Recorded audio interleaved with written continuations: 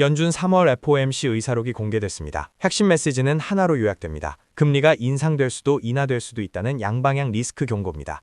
중동 지정학 리스크가 연준 정책 경로를 양방향으로 열어놓은 상황에서 TQQQ와 채권 ETF를 보유 중인 투자자라면 반드시 짚어봐야 할 신호입니다. FOMC는 연 8회 정기회의를 열고 회의 당일에는 금리 결정과 성명서를 공개합니다. 그런데 회의 종료 약 3주 후에 별도로 공개되는 것이 바로 의사록입니다.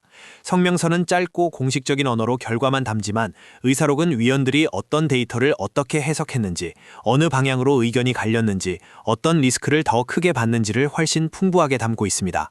결장 그 자체보다 연준이 지금 무엇을 두려워하고 있는가를 읽을 수 있는 가장 공식적인 창구입니다. 이번 의사록의 핵심은 중동 지정학 리스크로 인한 양방향 리스크입니다. 경로는 두 가지로 나뉩니다. 분쟁이 격화되면 주요 에너지 수송로가 위협받고 국제 유가가 급등하면서 에너지 인플레이션과 소비자 물가지수 상승으로 이어져 금리 인상 재검토 압력이 생깁니다. 반대로 글로벌 불확실성이 커지면 기업 투자와 소비 심리가 위축되고 경기 둔화와 고용 악화로 이어지면서 금리 인하 압력이 발생합니다. 두 경로가 동시에 열려 있다는 것, 그 불확실성 자체가 시장 변동성을 키우고 변동성이 커지면 가장 먼저 타격을 받는 것이 레버리지 ETF입니다. 첫 번째 의미는 TQQQ 보유자에게 해당합니다. TQQQ는 나스닥 100 일별 수익률의 3배를 추종하는 레버리지 ETF입니다. 금리 방향이 명확하게 인하 쪽으로 향할 때 나스닥 강세가 동반되면 강력한 수익을 줍니다. 하지만 이번 의사록이 강조하는 것은 방향의 불명확성입니다. 기초지수가 플러스 10% 올랐다가 마이너스 약 9% 하락하면 원지수는 원점으로 돌아옵니다. 그러나 TQQQ는 플러스 30%에서 출발해 마이너스 약 27%가 되면서 원점 아래로 내려갑니다. 지수가 횡보하거나 큰 폭의 등락을 반복할수록 이른바 변동성 감쇄 효과로 인해 손실이 누적됩니다. 여기에 금리 인상 가능성까지 재부각되면 나스닥 성장주의 미래 현금 흐름 할인율이 높아지고 밸류에이션에 직접 압박이 가해집니다.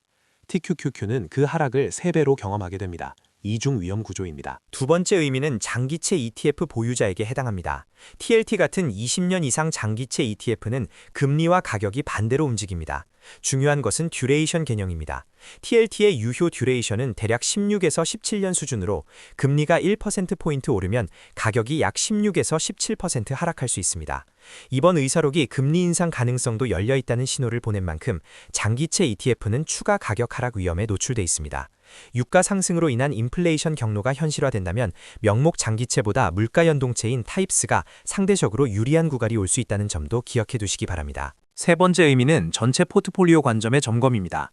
양방향 리스크 국면에서는 확신의 강도를 한 단계 낮추고 포지션 크기를 조정하는 것이 핵심입니다. 세 가지를 점검하세요. 첫째, 레버리지 포지션 재조정입니다. TQQQ나 SOXL 같은 3배 레버리지 ETF 비중이 전체 자산 대비 과도하다면 일부를 기초 ETF나 현금으로 전환하는 것을 고려해보세요. 완전한 청산이 아니라 리스크 노출 수준을 현재 불확실성에 맞게 조정하는 관점입니다. 둘째, 달러 자산 환해지 여부를 확인하세요.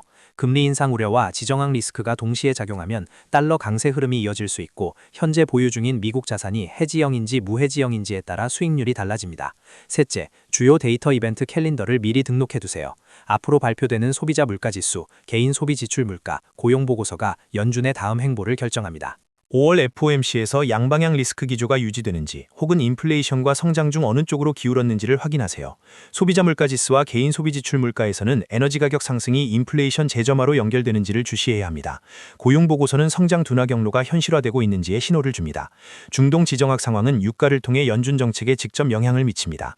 이 네 가지 흐름을 주시하면서 포지션을 조정해 나가는 접근이 필요합니다.